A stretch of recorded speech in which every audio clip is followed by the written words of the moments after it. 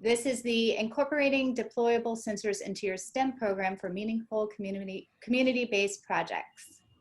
I'm happy to introduce our two wonderful instructors today, Gabriel Lau, who is coming from us from Colombia, and then Dayne Broderson, who's coming to us from Fairbanks, Alaska. And then I'm in Maui. So the beauty of online learning, we're all across the globe here. So having said that, I'm going to turn it over to you guys. Thank you, Jenna. Yeah, so first of all, thank you all for coming. Thank you, Jenna, for hosting.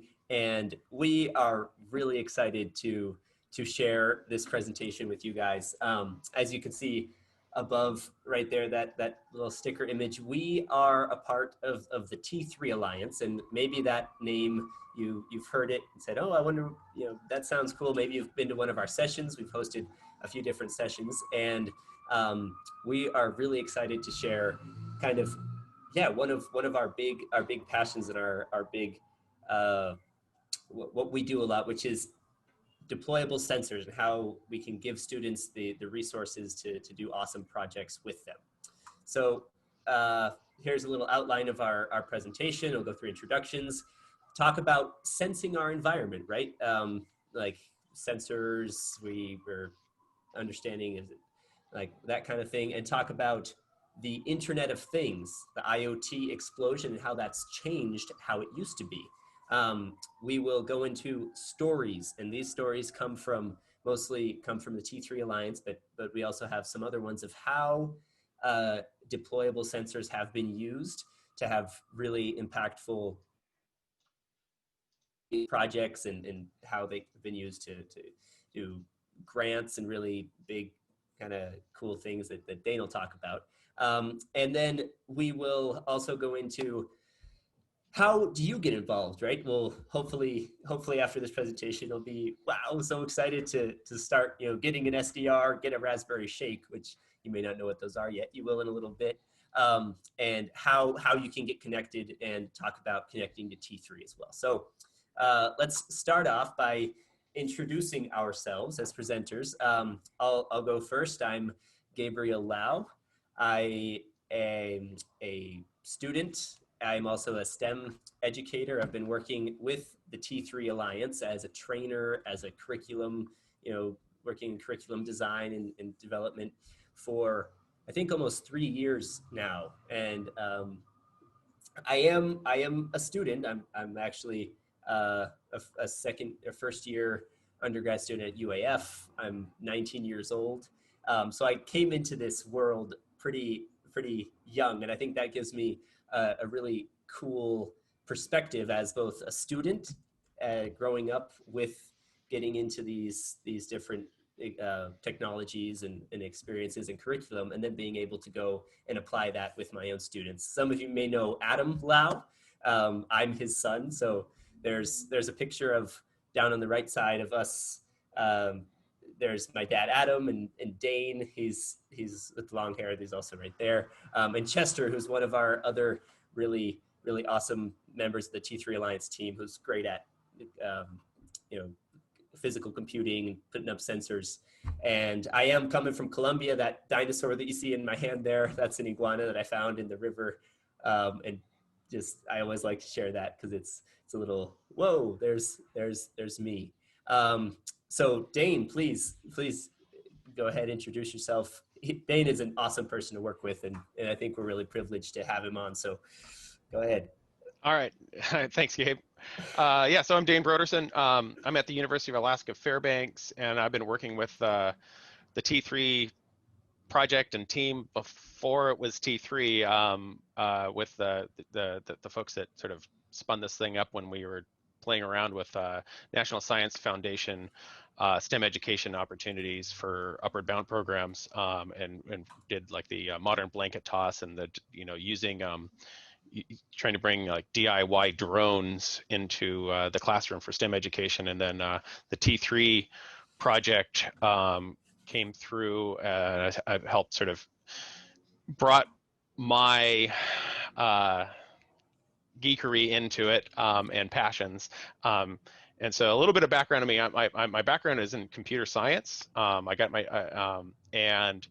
I worked in pretty much research, grant-funded research for federal, state, local governments, doing science activities in Alaska and the Arctic as my career, from satellite data reception, mapping to application and design, and I'm working right now with an energy research group focused on renewable energy in Alaska and the Arctic and microgrids, and have partnerships with, Puerto Rico and South Dakota and Hawaii. And the theme of I guess the theme of my career, once I sort of, I love computers, I love hacking on computers, and I love sharing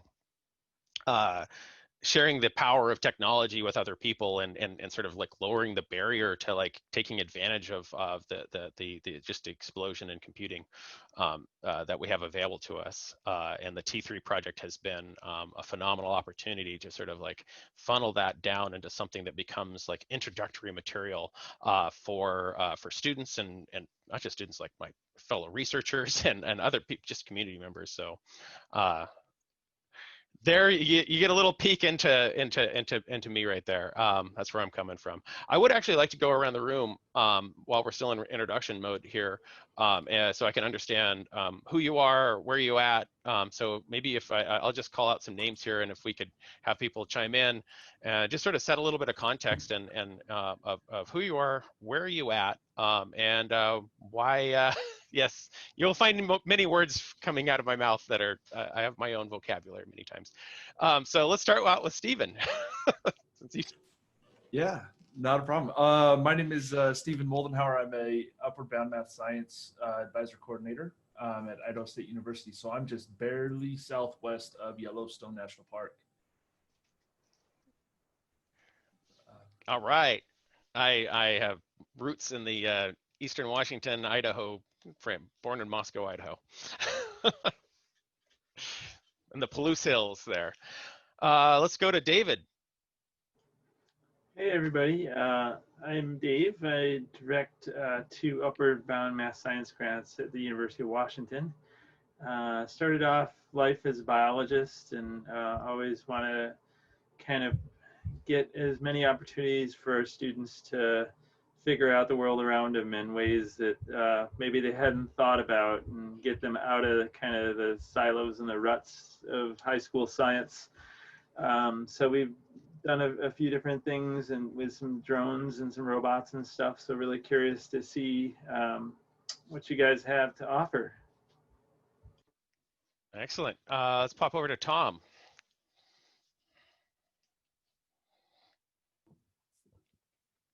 Hey, hi guys.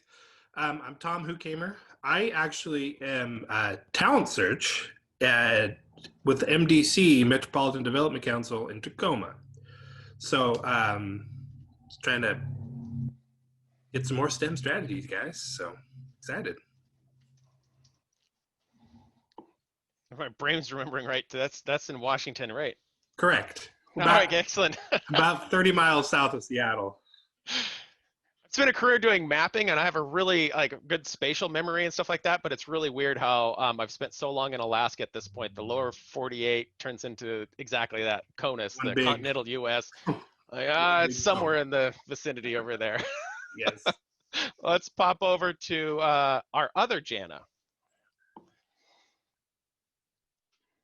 Did we have, did she pop in and out? Oh, I think she must have slid in and out. Okay, so let's do Karen.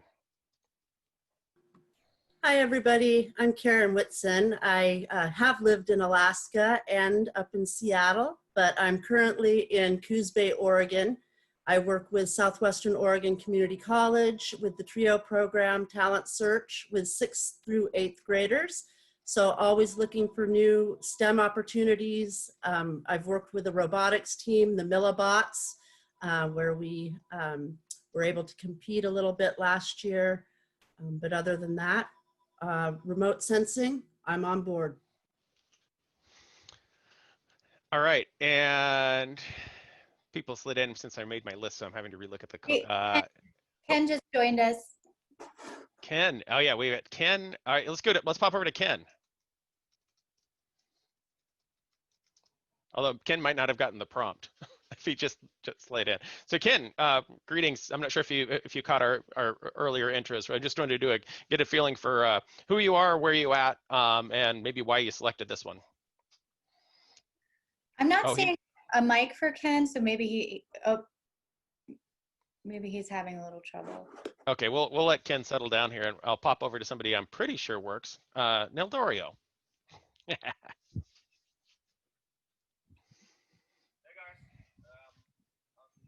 Uh-oh, you're gonna have to fix your mic. Hey, there we go. Can you hear me? Yep, there we go. Perfect. So my name is Neldoriel Perez. I'm from Puerto Rico. Neil. Oh, hey, Ken. Go ahead.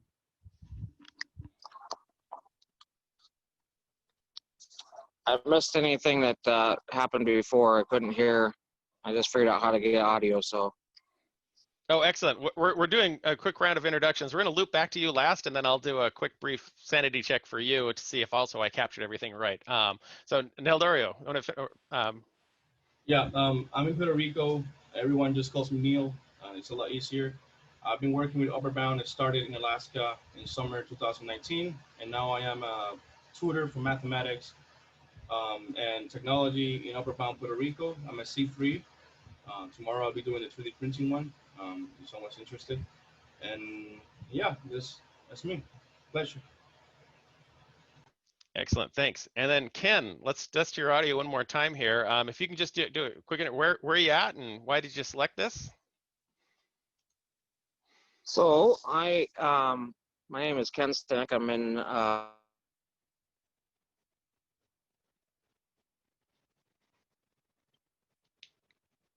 Uh-oh, I think Ken's one of our low bandwidth users. We might have to let Ken off the hook for this one. Okay. We'll give him a sec here to see if Zoom recovers him. Nope. Okay. Yeah. All right. Well, I don't want us to get too derailed here. Hopefully Ken will be able to join and be able to connect up on the audio there later. Super. Thank you for everybody for joining here, and happy to hear. It sounds like we've got quite a range of different sort of backgrounds and also STEM. So it sounds like we're ranging from both middle school to high school students there, if I captured that right. So that's exciting. And I love hearing that we got some robotics and drone folks who are familiar with that. All right. I'm going to hand it back to Gabe. No, thank you, Dayne, for that, and it was great to hear where you guys are from and hear interests. Yeah, I thank you.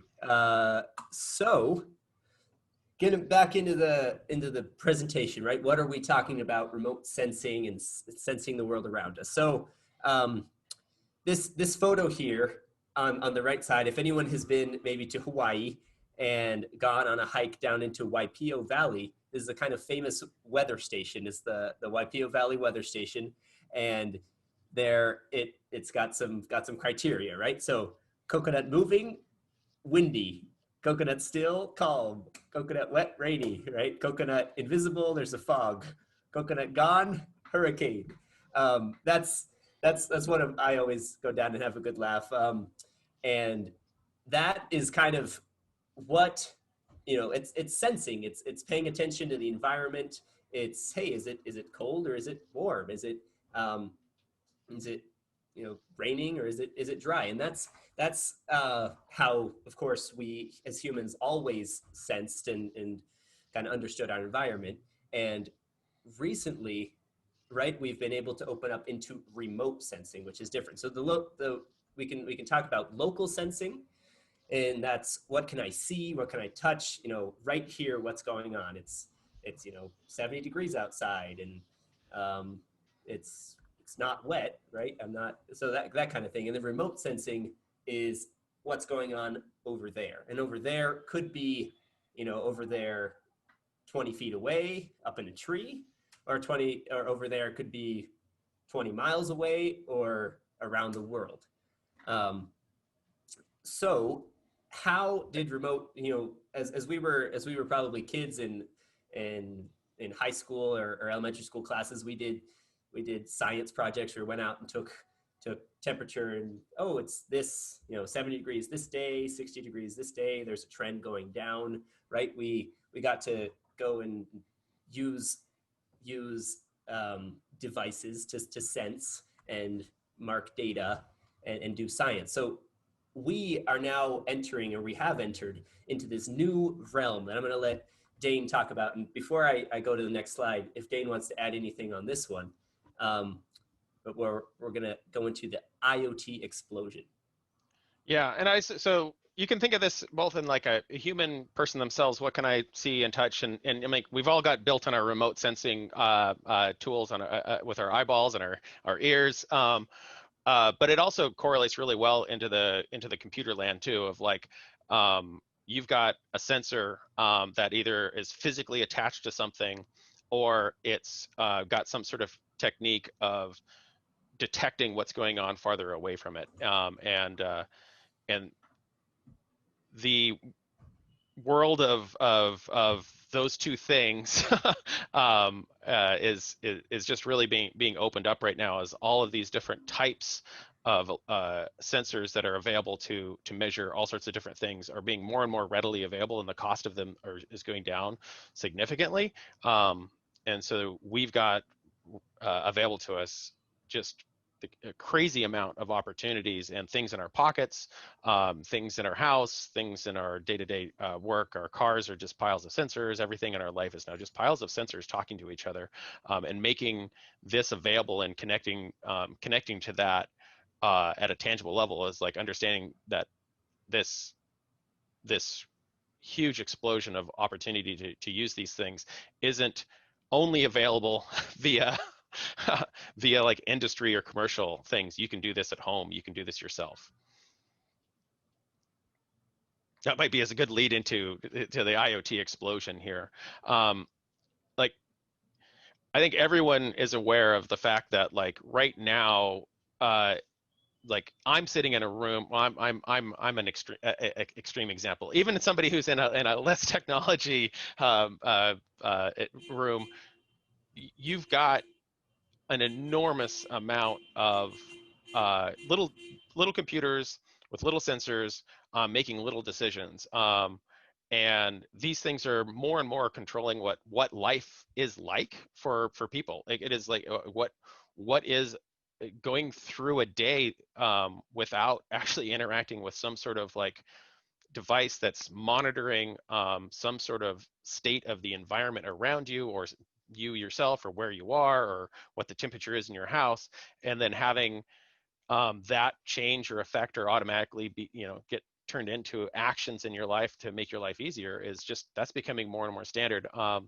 I have contractors right now swapping out my oil for a natural gas furnace, and it didn't even click on me that they had to bring in work lights this morning because they didn't know how to turn on the lights in my garage, because I had gone through the process of making it so that when I said, Alexa, good night, she went through the house and turns off all the lights in the house, which means that she has to be able to control all the lights, and she has to be able to know what the state of the lights are. And so I put in like these little controllable sensors that can, turn on and off the lights. But it also meant that I don't have a physical switch in my garage.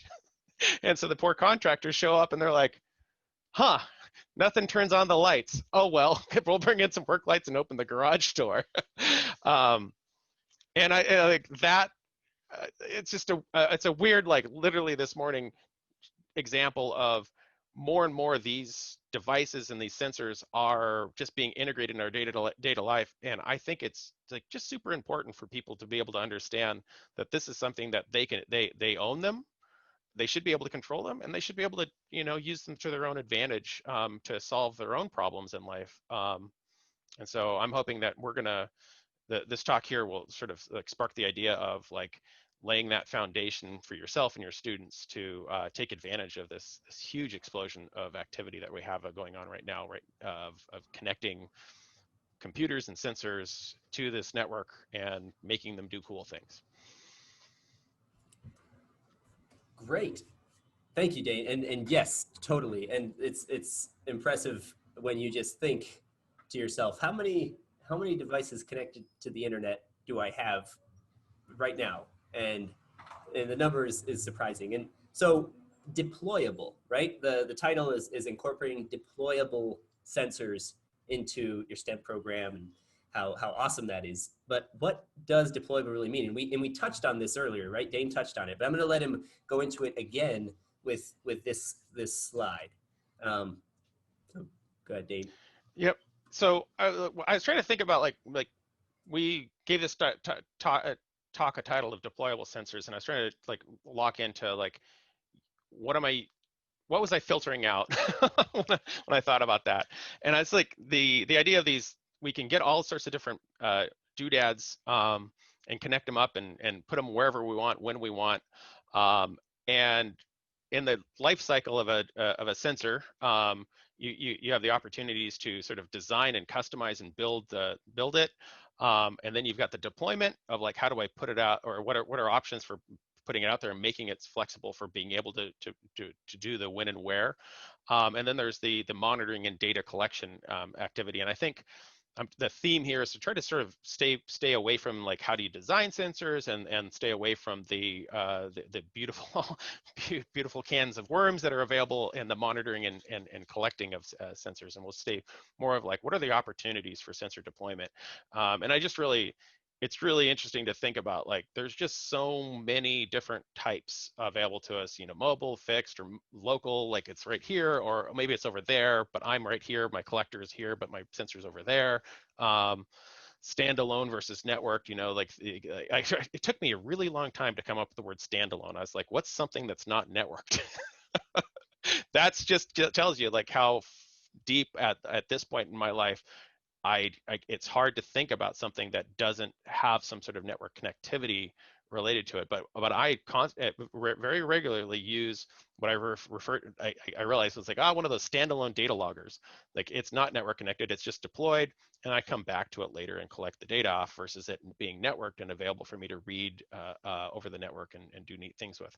And of course, you get the cheap versus expensive, and we'll touch a little bit more on that. But I think the idea that it's pretty crazy that on a what would be considered a relatively cheap budget, you can do some pretty amazing things these days that before would have been just not even an option cost-wise for people to go into.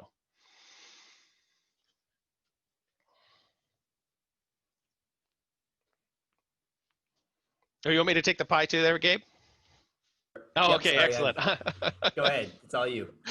I'm not sure if everybody here is familiar with Raspberry Pis or not yet. I should have asked about that at the beginning here, just so I understand like where you're at. But I'll just say, when the Raspberry Pi Foundation like made the first Raspberry Pi, and there was like just a 10,000 run of this little, like, we need something to help lower the barrier for letting kids play with computers like we played with computers when we were kids. Like, we have low-level access to the computer. It's cheap enough that they can mess up and it's not breaking the bank. And they made 10,000 of those things, and they just disappeared. And now I don't even know what the number is now. It's like probably 30 or 40 million of these things have been made. They hit a sweet spot for something that was missing in our computing ecosystem. And now these things that were made as just sort of a STEM education tool in Britain are now it has its own life above and beyond just IoT, the Internet of Things devices. These things are making technology and computers accessible to people all over the world, and they're now so well understood, and so many people have been using them from middle school to high school to college to into the industry, and they're so familiarized with, like, this is exactly how this thing works. This is how this is what I can do within the confines of this little $35 or $5, if you want to look at the $5 version, that they're now becoming a pretty standardized thing that isn't crazy to like be inside the guts of a real commercial product or a real industry sensing platform. So the skill sets of like this little what was built for educational purposes are now opening up the door for like, you know, learning about supercomputing or learning about, you know, data logging. I mean, what you can do with this thing is flexible as like it's a computer that's cheap, and I'll just say that what the bits there, those pins in the back, are the GPIO, general purpose input output pins, and that's the magic sauce that they added to this little tiny computer. Is that they fundamentally said, we want to be able to easily connect this computer to something in the real world. And so we're going to give you pins that a human can interact with and plug something into, and that can be an LED that has, you know, and take a light emitting diode and a resistor, and you can hand wire it to that Pi and light it up, and then you can turn it on or off if you want with a very simple code. They opened up access from a computer into the real world to be able to easily attach sensors, and that's just something that it re-inspired me to be reconnected to the advancement in hardware and electronics and hacking at home after I had sort of gotten a little bit disconnected, and I'm now. You guys can see a peek into my workbench back here. I got multiple Raspberry Pis in my life for my home fun projects, and then all sorts of just sort of STEM education and actual work research activities we'll touch on later. You can tell I could gush a lot about Raspberry Pis. Yeah. Oh yeah. No, they are amazing. I've got 3 of them here on my desk, I think, right now. So yes, Raspberry Pis and sensors and the IoT explosion, all of those things kind of combined to also about, I think, 4 years ago or something, the T3 Alliance. And that's what kind of brings our Raspberry Pis and students and opportunities for community engagement and doing cool stuff with sensors. The T3 Alliance is what has kind of been the glue that makes everything stick together. And for those of you, most people have probably heard of the T3 Alliance watching this presentation. Maybe you saw the pre-recorded session that Adam did, and that goes over a lot of it. But basically, it's a curriculum that was developed in order to really inspire students' interest and confidence in going into STEM career fields by learning tech skills, but not only just learning tech skills, but really applying them in student-run kind of community engagement projects where they do something important from their community. And that all is underneath this umbrella of growth mindset, right? They have to come into it all saying, you know, maybe I don't know how to program in Python or do this, but I am going to try. I'm, you know, excited, and this is something that, you know, if it's not there, it's not there yet, and that's the real. All of those together, we have found, can create some really incredible opportunities and outcomes. And before going on, we're gonna talk about some stories, some examples of how students, mostly in the T3 Alliance, but there are also some examples from outside of using deployable sensors in TRIO programs. But I'm gonna let Dayne say anything he wants about T3 because he's been involved more than I have, and more from the beginning. So please go ahead.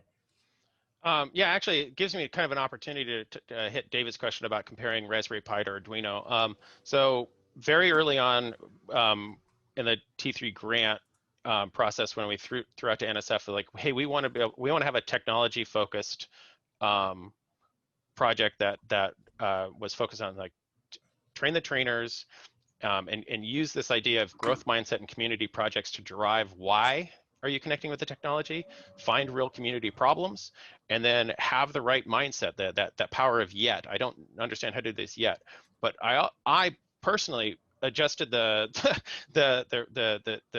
project's technology from an Arduino to a Raspberry Pi, and I just, John Monahan and the rest of the leadership team on T3 sort of just trusted or I was able to cleanly articulate probably at some point in my previous life, the power of having a real computer. A Raspberry Pi is a real computer. You can plug it into a monitor, you can plug in a keyboard and mouse, and you can boot it up into a real operating system that can run a wide variety of things. And all the tools and tooling around that, it has, in the documentation, was developed specifically for educational purposes, with other stuff building up and out of that. And it just, from my perspective, it made the opportunity to teach advanced technology stuff,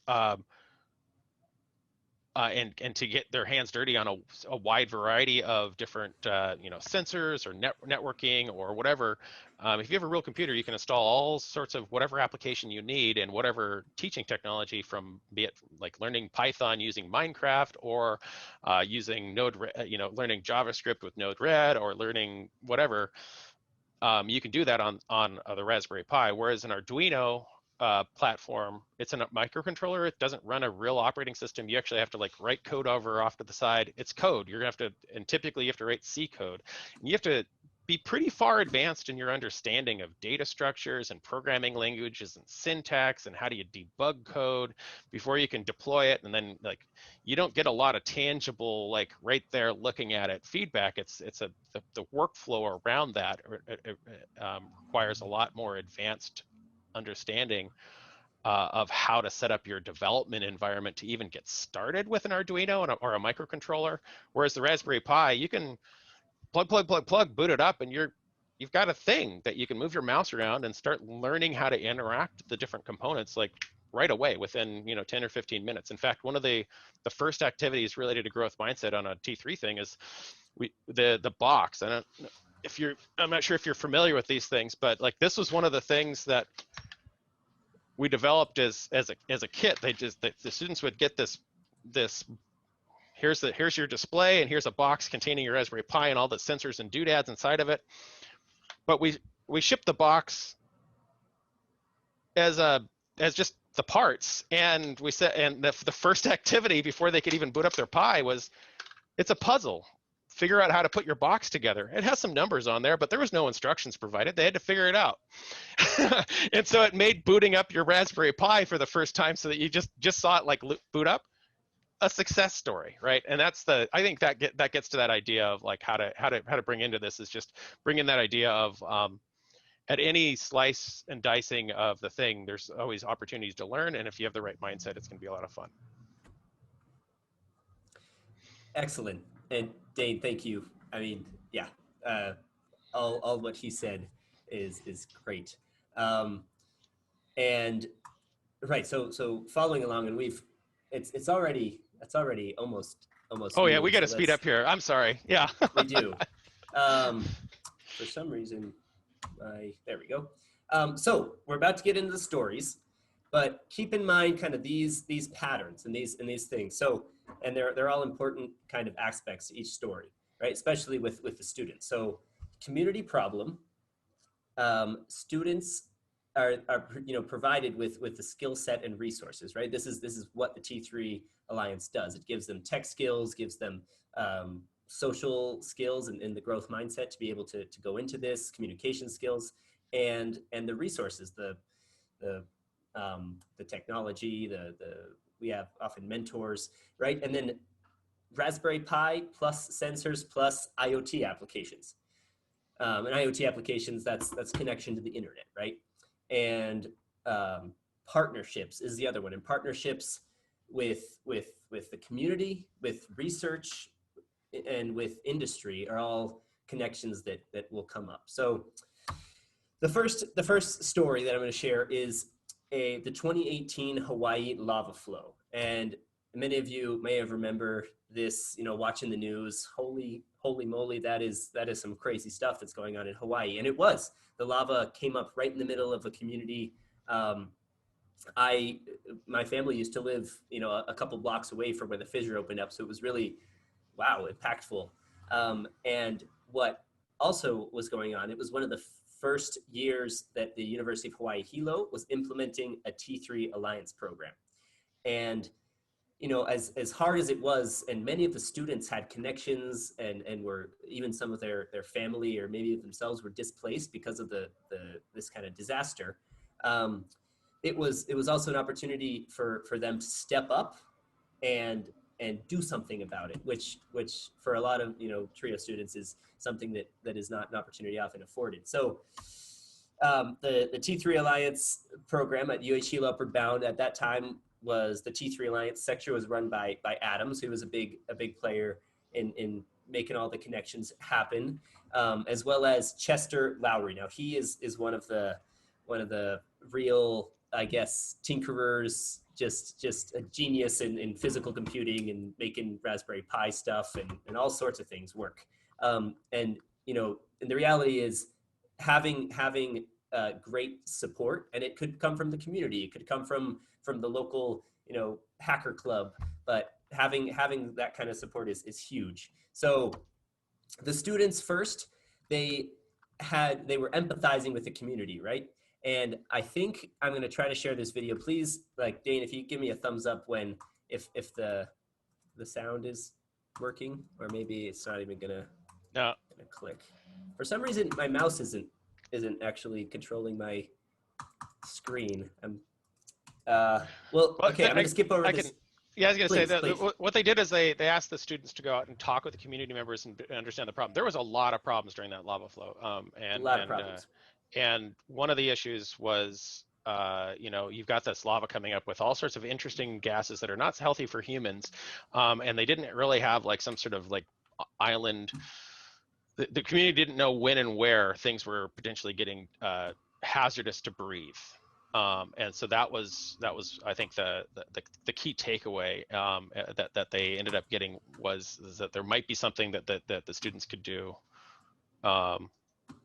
Did you lose complete control of your advancements there? I did for a second. I'm back now, I think. Okay. Yeah. So if we want to watch the video, we can. It's a pretty cool. Can everyone hear? No. No? Oh man, I thought I set it up for. No, it's all good. We're a little behind here. We'll continue. So let's go over this quickly, right? Students learned about the problem. Some experts came in from the volcanologists came in and presented about what was coming out. And in that video, that prior video, was a few community members saying, I don't know when I can go home, right? I know there's not lava in my house because, you know, I can see on the maps, but is it dangerous? Is there sulfur gas? And the reality is maybe. So that's what the students kind of decided to attack. So they planned out a Raspberry Pi sensor with a SO2 and put it in a box and got, you know, here we can see that they had an inlet and a particulate sensor and how they planned the power and plan on how to connect it to the cloud, right? To the internet, because like Dayne said, a standalone sensor doesn't do much when the place maybe where it's deployed is hard to get into. You want to be able to see, can I go there? Is it safe? So we were able to use an app called ThingSpeak and connect it to internet to make things happen. And here's some more photos of the sensor that they were able to develop, but it's a Raspberry Pi with sensors on it. And it was put in this great, like a breaker box, like an outside electrical box. And all that was developed. So again, actually, before you advance or go back, I just want to sort of highlight something here. Please. So I mentioned the GPIO pins, and so you can see the wiring thing there is like they identified a particulate sensor. So that tells you like what sort of like, is there PM 2.5, you know, particulate matter is like, is there gunk in the air? And the other one is they identified an SO2 sensor. So the particulate sensor, they found it, and just 3 wires that connected to those GPIO pins. The SO2 sensor was a USB. Like you just plug it into the USB and read it the USB. And then that third thing there was just a simple OLED screen so that they could, you know, have the Pi have a little bit of an output without a display connected, so that you could figure out like what the IP address of the Pi is, so they could connect to it and remote into the thing without having to plug in you know, a keyboard or mouse after they booted this thing up in a remote deployment. So just to give you an idea of like what the idea of like they're able to select the things they wanted to sense, purchase a USB sensor, purchase this other thing, and then with just a little bit of work, 3 wires and the appropriate code on the Raspberry Pi, they were able to start measuring particulates and SO2 measurements. Yeah, exactly. Thanks. And I'll kind of go through these slides quickly. Not going to watch that, although that video was really cool. It showed some workers at a local refugee kind of place for the people who were displaced, saying that yes, one time the SO2 and particulate levels got high, and it was scary. We didn't know what was going on, and having some kind of sensor would have really helped us to understand. And here they're deploying it right up on the wall. They were able to drill it in and have it all sealed up in a safe kind of box. And on the right side, we can see they didn't just deploy it in one place. They got 5 different sensors, and were able to deploy all around this area that was at risk of having the air quality get bad. And they were both downwind from the trade winds, which was expected, and then also upwind, because maybe the trade winds do shift and people could have an unexpected. So as we go forward, this is kind of what they got out of it at the end.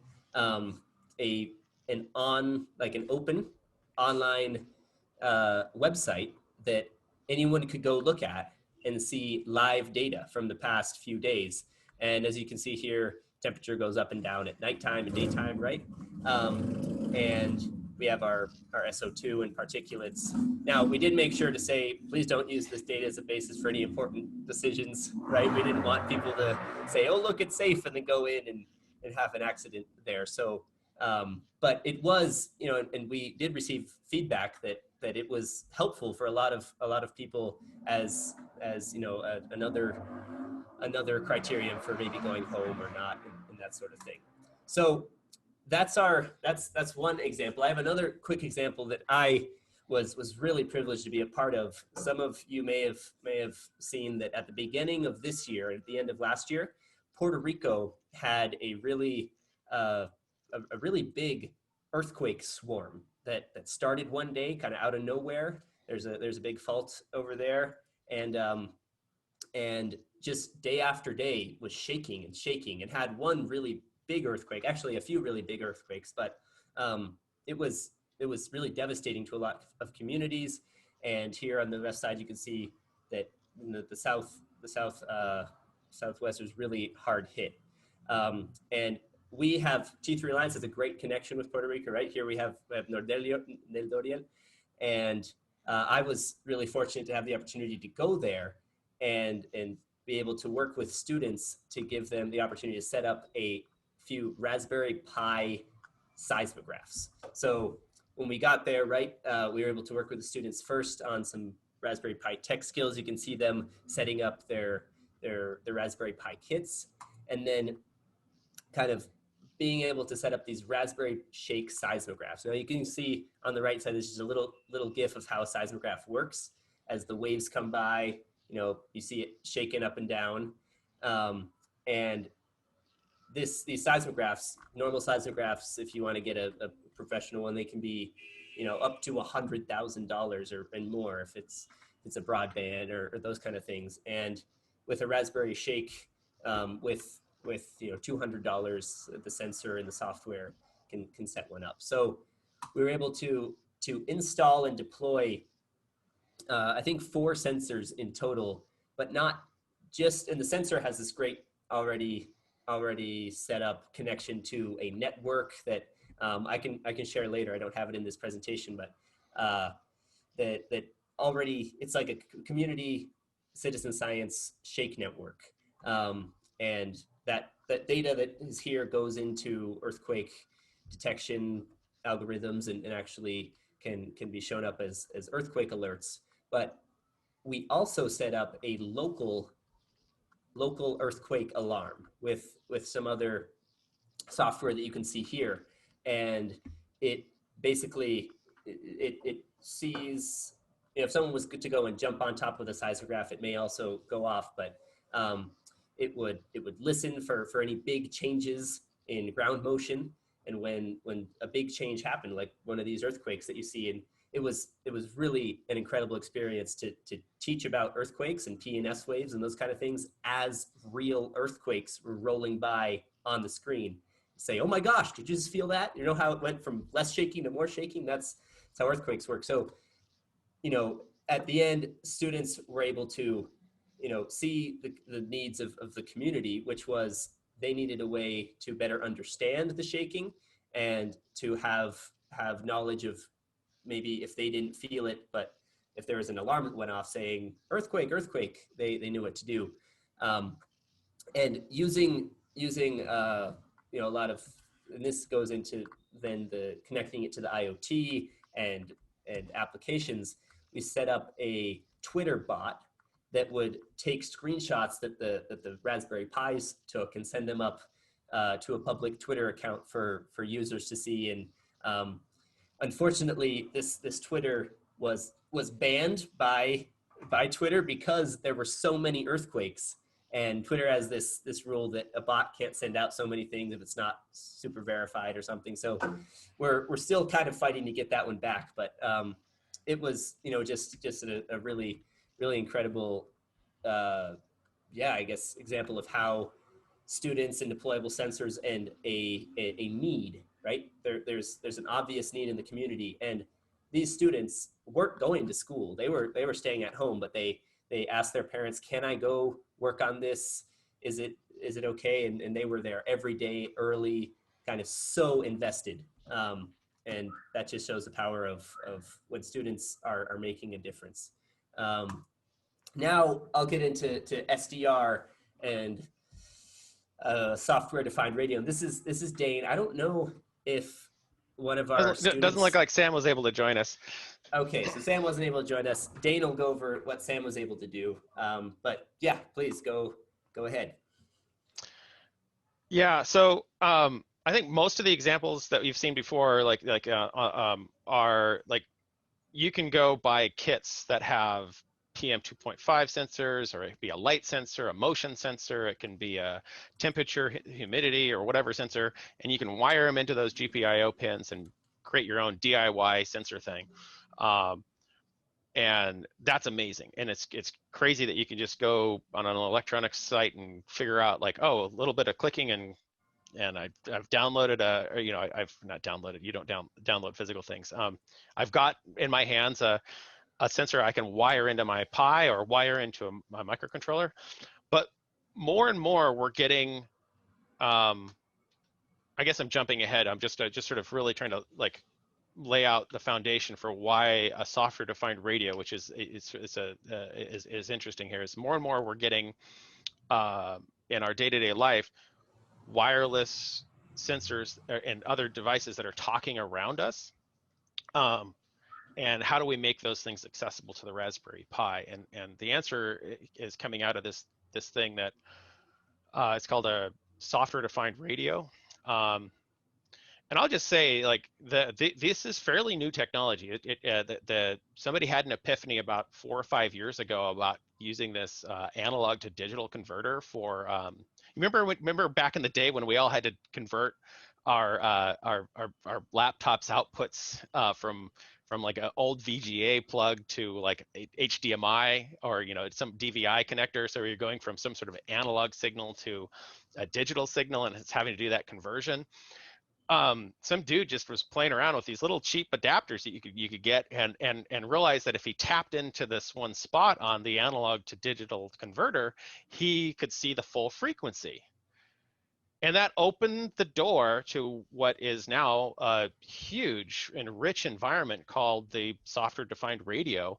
It opened up access to, rather than taking a analog video signal, he's plugged in an antenna so he can listen to the radio spectrum and on the computer, and then inside software tune into a particular frequency and listen to it. So that's what a software-defined radio is that it's just like it's giving a computer access to the electromagnetic spectrum that's all around us, and the frequency range that it's able to receive goes all the way through the stuff that we deal with day to day, from, you know, the 433 megahertz or 300 megahertz, like garage door openers, AM, FM radio, TV, HD TV, satellite data reception. You can use this thing that can receive the same things. This is changing the what it means to be a ham radio operator, because rather than like $2,000 worth of ham radio equipment, you get a $30 USB dongle and plug it into your computer, and you have access to the radio spectrum. And then inside software, you can tune into whatever you wanted to do as a ham geek. It's, so this is pretty amazing. They figured that out. They've got the hardware now. It's cheap. You can just buy them on Amazon. And then the software side, like what can you do on the computer side, is just exploding in capability right now. And the thing that that this opened the door to is the fact that now that people have this cheap piece of hardware they can plug into a Raspberry Pi or any computer, and they can start collectively as a global community figure out how to decode signals so that we can receive those signals and use them inside of a computer. So it's not just raw radio frequencies, it's actually like decoded messages, so that we can understand what's going on there, and turn this thing into a receiver for all sorts of crazy things. And the key thing I'm going to be focusing on here is is the 433 megahertz, but I just want to emphasize that the use of SDRs could be all over the place, and that in itself, the use of this very cheap device with a computer opens up the opportunity to learn about crazy stuff. You want to track the airplanes going overhead, SDR and a piece of software, and all of a sudden you know what airplanes are flying overhead. It really, for STEM education opportunities, we're barely scratching the surface for what you could do with these things. So go ahead and advance. Yep, there we go. So this means with a SDR, you can see a Raspberry Pi there. By the way, this is Sam's deployment, and I'm sad we don't have Sam here. Sam is a local high school student who I met back when he was in middle school a few years ago when I ran a Raspberry Jam geek event. And Sam was there, just like really intense. He volunteered to help code like the prize giveaway thing. We gave away a bunch of stickers at the end of it, and he coded up the code to select a name to give the stickers away. And I was just like super impressed. And he looped back here this last summer and connected it with Adam and I, and was like, had advanced. He admitted, he's like, you converted me to Linux. He's running full Linux operating system. He's a super high-end hacker who's gotten into Arduinos and microcontrollers and Raspberry Pis and doing stuff on the cloud servers. It's pretty amazing. So he came in and says, hey, you got any interesting projects for me? And I was like, yeah, Sam, here's an SDR and here's this commercial off the shelf. You can buy it at Walmart weather station. Turn this thing into help me optimize the flow around this thing for use in T3. And so he helped us do that. And then on top of that, he took it with him to figure out how to hack on it. When he had to fly out with his family to McCarthy, which is, if you Google up McCarthy, Alaska, you'll see it's out in the middle of nowhere, not on the road system. They have a little airport, and there's a big park there, and his dad's friends with the National Park Service rangers who help manage the thing there, and he's sitting there playing with this like portable weather station that gives you wind speed, wind direction, temperature, humidity, and a rain gauge. And that weather station was like, I think it's like $80. And what it is it's just your standard one you can buy at Walmart that here's like the indoor outdoor temperature sensor that's just temp humidity, and then the weather station you saw on the previous slide there gives you you put that outside and it gives you all those other parameters. And what they do is they're not smart. They have all the sensors connected up to a thing, and then what they do is they just chirp every 30 seconds what the sensors are saying on 433 megahertz.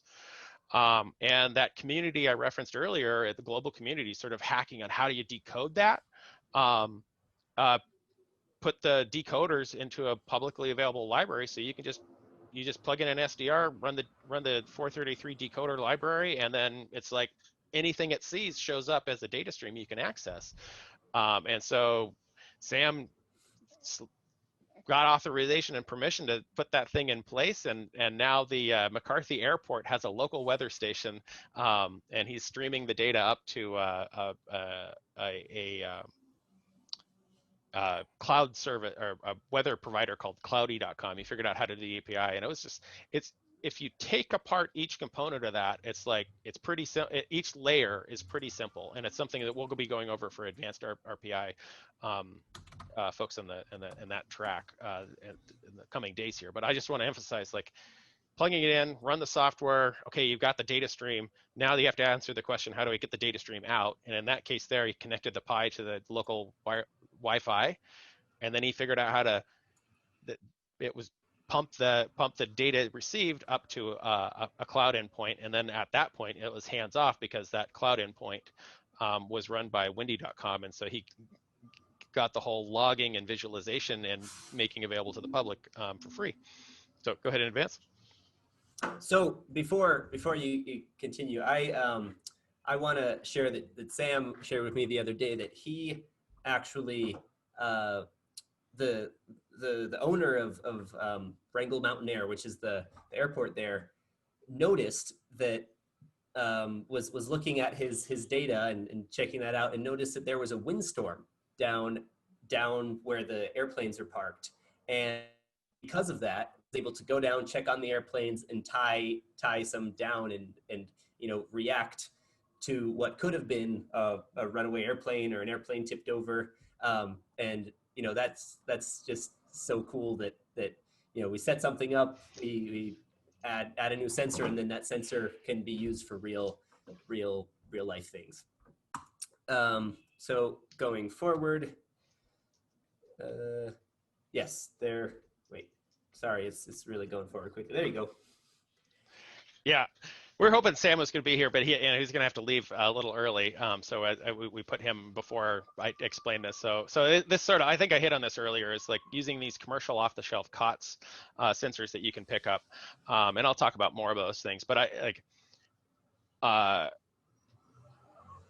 wanted to give a highlight of something that came together here in what I thought was a pretty amazing and cheap way.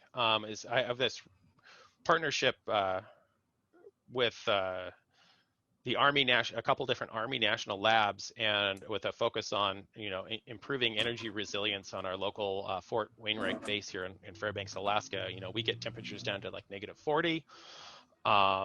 The base is heated by pretty much, we have a coal-fired plant. Actually, literally the oldest coal-fired plant in the U.S. is here locally in Fairbanks, and the buildings are heated by steam on the steam loop, where the excess heat from the power plant is sent to keep the buildings warm.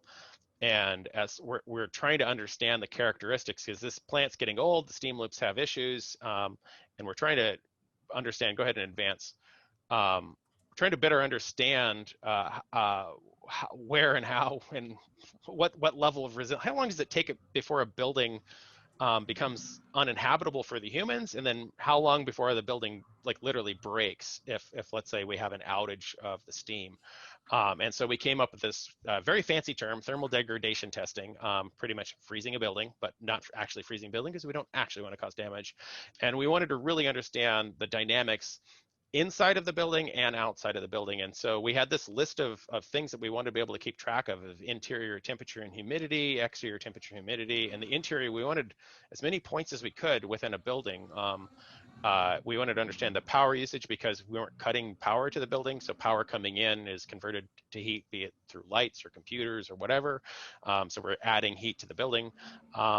And we really just wanted, and then we wanted to understand on the outside, not only what the temperature is, but what's the wind, like how much wind is pushing up against the building during a thermal degradation test to see if, is the east side of the building getting more wind, and is it cooling off faster or not? So go ahead and advance. And I have to say, it was amazing that, so we used one of those 5-channel weather stations that to give ourselves a very localized weather. Gave us wind speed, wind direction, temperature, and humidity right outside the building. We were able to like literally deploy those things on the north side and south side of our buildings during the tests, which I don't know about you in Fairbanks, Alaska, or at least in Alaska in general, actual real world weather observations are very, very sparse. For Fairbanks, we have officially just pretty much one major weather station that's readily available for people to like look at, and it's at our airport, which is 20 miles away. So this gave us like really localized weather monitoring opportunities. So go ahead and advance.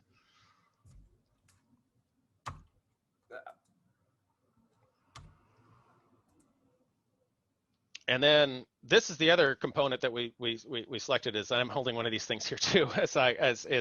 They're just these indoor-outdoor accurate temperature tower sensors that both these devices chirp on 433 megahertz every 30 seconds and give you those sensor readings.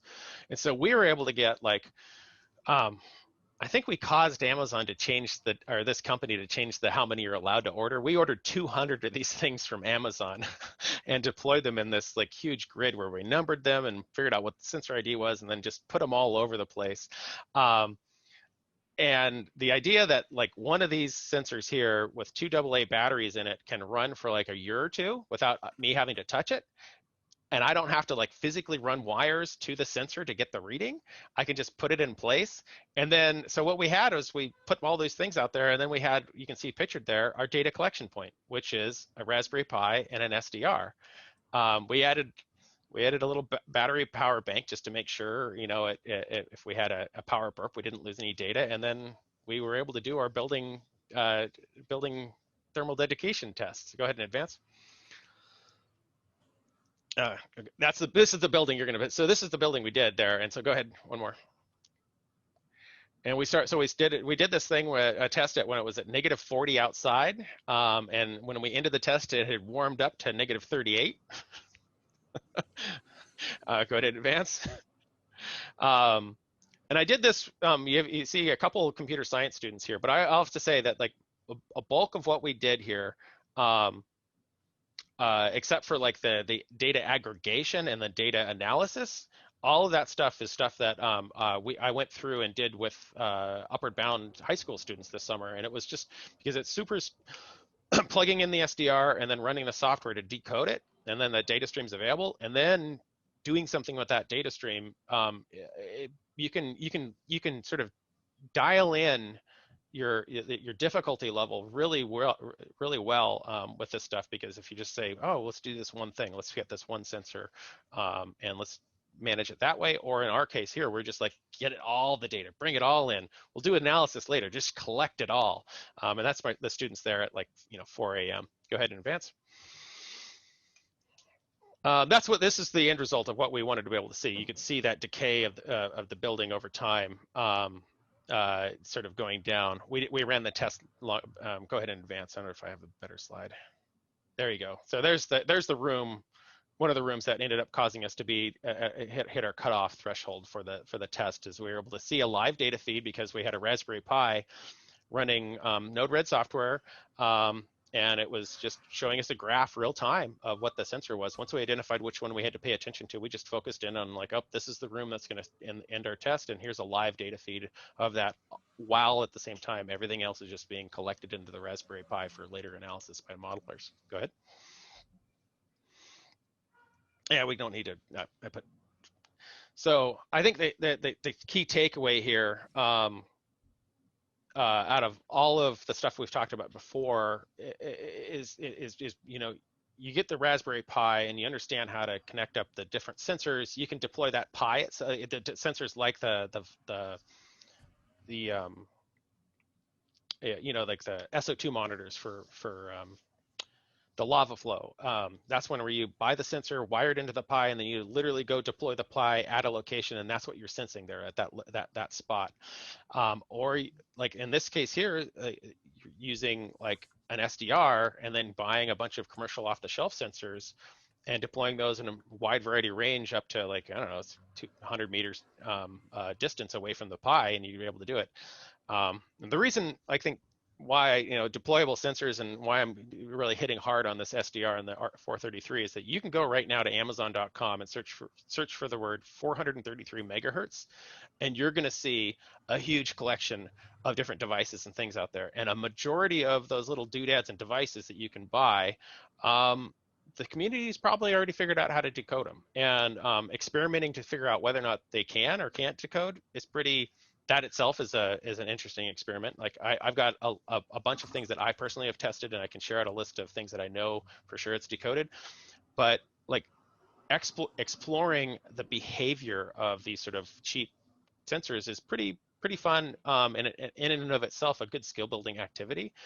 So for example, window and door sensors, like the things that detect when the things break, like home security systems that people are like paying a whole bunch of money to have installed and then a whole bunch of monthly maintenance fees to have maintained, are being built out of these little like simple like chirp when the door opens or this connection breaks, and that chirp is easily captured and decoded for your own purposes. Motion sensors, relays, like the idea of using a Raspberry Pi to turn on and off something. That's a pretty standard issue training, teaching thing that people do is they'll connect a relay to a Pi, and the Pi can control like a 120 volt signal from a 5 volt on and off like one of the GPIO pins. That's really handy as long as you can physically wire the Pi to that relay. But you can also get 433 megahertz relays that you can then control and test the state of tire pressure, barcodes. It's just fun.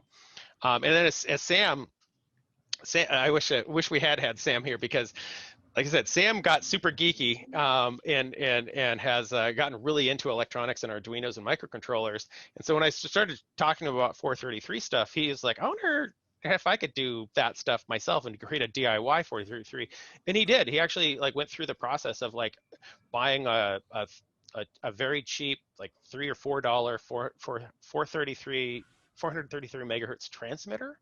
And he figured out how to create his own DIY sensor that chirps and then can be decoded by the Raspberry Pi using the SDR.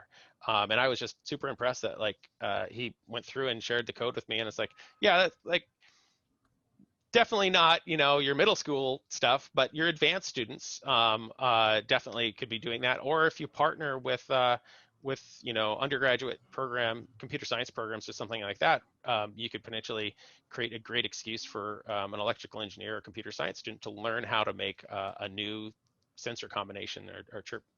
I guess I'm kind of teasing into where we're going. And I just want to jump in. We've got about 7 minutes, so I'm not sure if you wanted to do a question and answer at the end or just giving the 7-minute warning. Yeah, I feel like I've hit on all the topics leading up to what I wanted to hit on. So Gabe, you want to?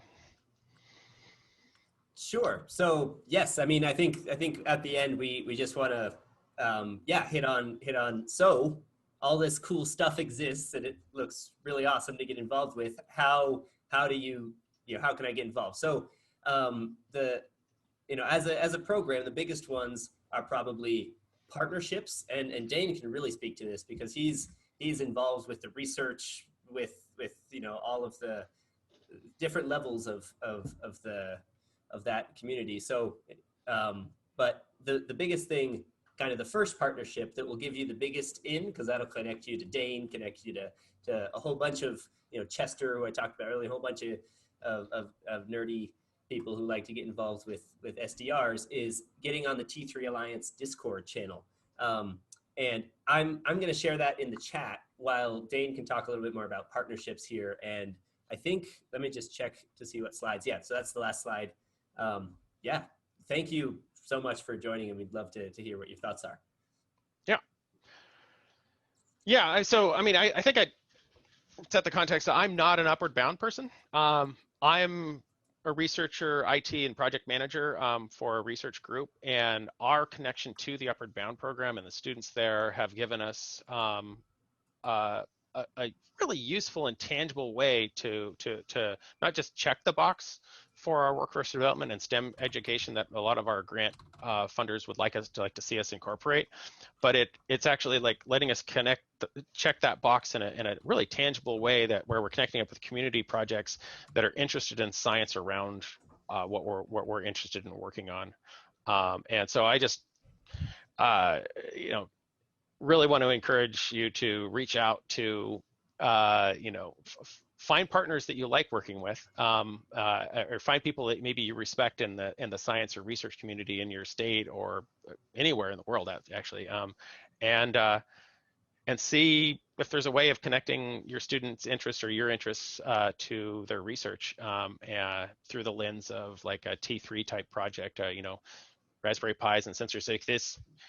There's so many different, like we had somebody mention that they, was it ocean research? Let me look at my notes here. We had a biologist. There we go. I guess that was, yeah, I was thinking that like all of the sciences are just really diving into taking advantage of like having better access to sensors.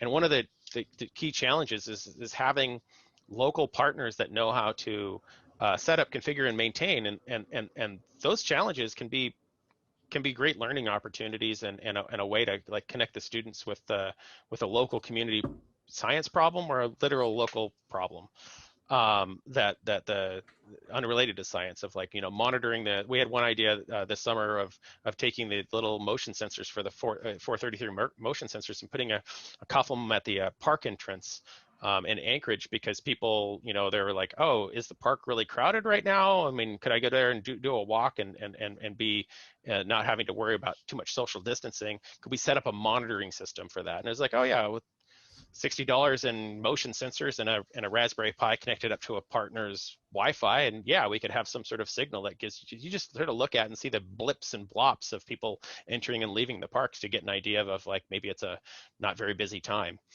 So Dayne, I'm so sorry to cut in, but I want to give people the chance to share and ask questions, because we do have 3 minutes left until the official end time. We are able to stay on and keep chatting after. At least I am. But please, ask questions and yeah, your thoughts. We're open, buddy. Just, I'm looking at the chat. I see that someone said at some point, could you compare options for the Raspberry Pi to Arduino? Yeah, I think Yeah. Steve. Yeah, I think. Did that? Okay. Yeah, it was answered. Thank you very much for that. I also want to say that I just appreciate all the information today. I've got some great ideas to run off of with partnering with T3 and possibly some geologists at my own school. So I'm excited to present this. So thank you. Yeah, and I just had a question, because I know you guys have like a full-on curriculum and training and all that. Is there smaller ways to get involved with T3, like if you wanted to try a project with your students to get them involved, or is it kind of like you buy into a whole ecosystem? So, I think a great question. And actually, most of the curriculum that we have is open for anyone to go in and use if you're a program. And our website is t3alliance.org, and that actually has most of the individual tutorials of how to build, for example, a selfie station with a Raspberry Pi, and a lot of the basic kind of fun projects. So feel free to, it wasn't a link, but go there, explore all of the content, and reach out. Please do. I mean, I shared the T3 Alliance Discord instructions link. So one, we've kind of have a NAEOP section on there where people could share about NAEOP and share brush spots, but also that's kind of the place for any questions or any kind of support. And Dayne, you might, yes. Yeah, so I guess to like, how do you dive in? I would say it's a matter of like, you want to have this for the students to be able to do something. They have to have a couple tools in their tool chest, and so that's what you want to. You want to make sure that you set them up with a few different tools that they can use to then solve problems. And I think as we've been going through the T3, we tried lots of different things, and at this point now, I'd say some of the things that we're now focusing in on is like, understanding how do you boot up a Raspberry Pi? How do you connect sensors? How do you do LEDs? Like all those basic things. Like once you have that how do you interact and you control the GPIO pins, and what do you use to control them? And we've decided to focus in more recently on like Node-RED, which is a very simple graphical user interface for dragging and dropping and connecting and creating flows of logic. That makes it really accessible to do pretty advanced things, because you can have like a little drop in a Twitter node and then just take your message and slam it into Twitter, and you don't have to write a bunch of code. You're just sending the right message there, and then it goes out. So you can do some pretty advanced things easily in Node-RED. And so I feel like getting the students a baseline so that they've got the ability to understand how to wire up and the problems around booting up a Pi, booting it down, connecting up doodads, and then connecting up to the sensors. Once they have that, then it's a question of who can you connect to that has a problem that they can solve. And as long as they've got the right mindset and they've got a baseline of tools in the vicinity, then you get to explore at different levels and find the right. You just find the right partners. Like I love the idea of, you've got, like somebody mentioned, they've got geologists, researchers that they would like to partner with.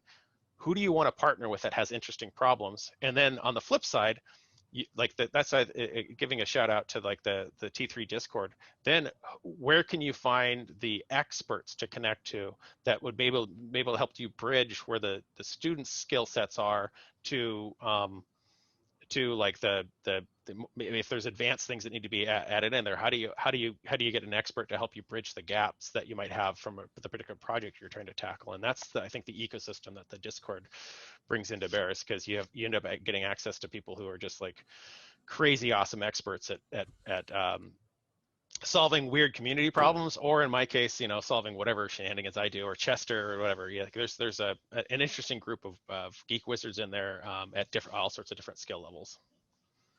And the other thing I might just add quickly is the T3 Alliance. I guess it's kind of T3 Alliance branded, but it's the T3 Alliance Raspberry Pi Starter Kit box is a great way to just maybe before, you don't have to buy a class set or anything, but just to have that and give it to one of your instructors and say, hey, this is a website with a whole bunch of material. See if you can learn it. And if you have,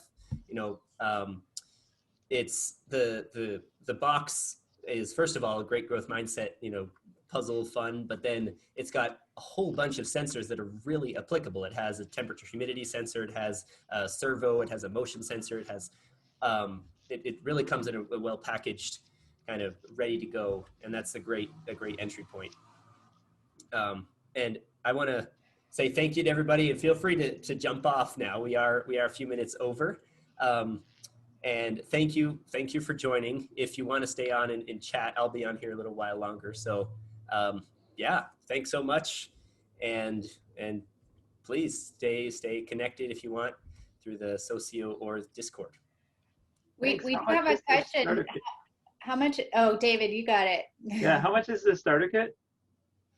It's so $400 for the kit that's all included right now, and that's with the box, with the Pi, with it's everything. And I'll send the here right really quickly. EasyBotics. I got it. Oh, you got it first. Yep, there you go. All right. So that's So and I just want to emphasize, like so this, by the way, Chester that we've referred to, he's the EasyBotics guy, and like no hurt feelings if you don't use these at all using our kit. This one has been optimized. This is the kit that sort of the curriculum goes through. Is like, oh, here's the doodads, and here's sensors that Chester and others, including myself, have sort of like selected over trial and error of like, no, this is.